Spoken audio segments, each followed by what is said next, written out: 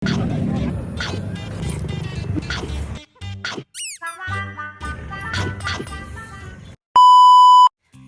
day nga pala ako ngayong araw na to. Kaya, ang inday nyo, nakapasyal. Isa to sa pinapanalangin na sana naman, Lord, kapag magre-rest day ako, hindi lang para maglaba. And yes, natupad ang panalangin ko.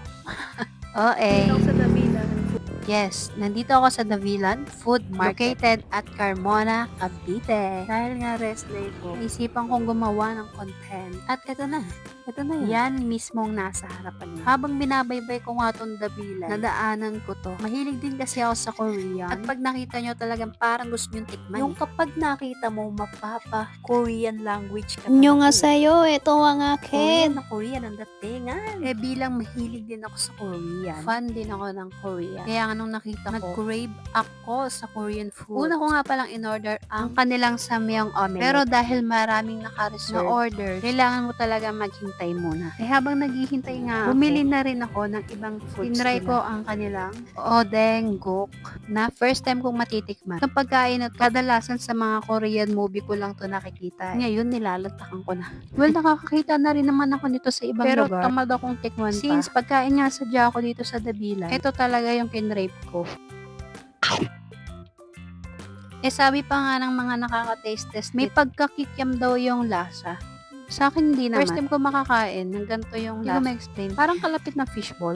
Basta yun, parang kapatid sila or kamag-anak ng mga fishball. At syempre, nandito pa rin ako sa harap ng tindahan. Naghihintay pa rin talaga ako habang kumakain ako ng odengguk nila. And so far, so good naman yung odengguk.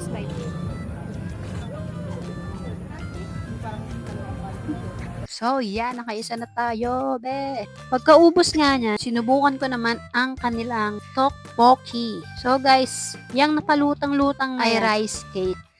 Masarap din naman. Spicy and sweet. Naghihintay pa rin talaga ako na aking samyang omelette. Third dish. Dish ba tawag doon? Basta pangatlo na tinikman ko is itong pancake nila, guys. Doon lang ako sa afford ko. Yung regular cheese lang ang binili ko. Pero meron talaga silang mozzarella cheese na kapag kagat mo, mahaba yung cheese. Ano pong term nun? Basta alam nyo na yon. At eto nga, nakuha ko na yung samyang omelette. At dahil sa ang dami ko ng hawak, humanap lang ako ng pwesto ko para doon ako magmukbang. Mukbangers yan. At this is it, pansit. Naray ko yung pancake dito sa Dabilan. Kita nyo yan. May cheese yung pancake. Tapos medyo makapal. Sarap.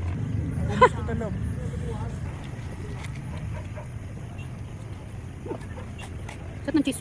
Look up the cheese.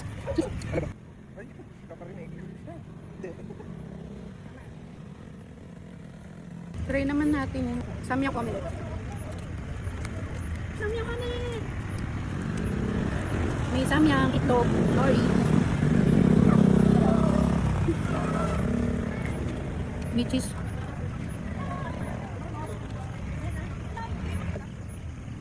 Lagyan natin ng itlog.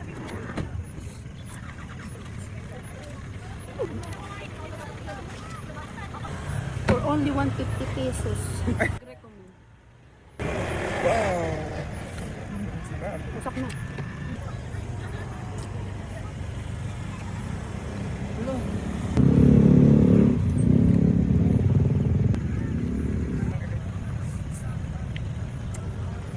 Last bite! So, yun lang guys. Salamat sa pagsama sa akin sa ating mini vlog, Dabilan series. Thank you for watching and see you on my next video. Bye!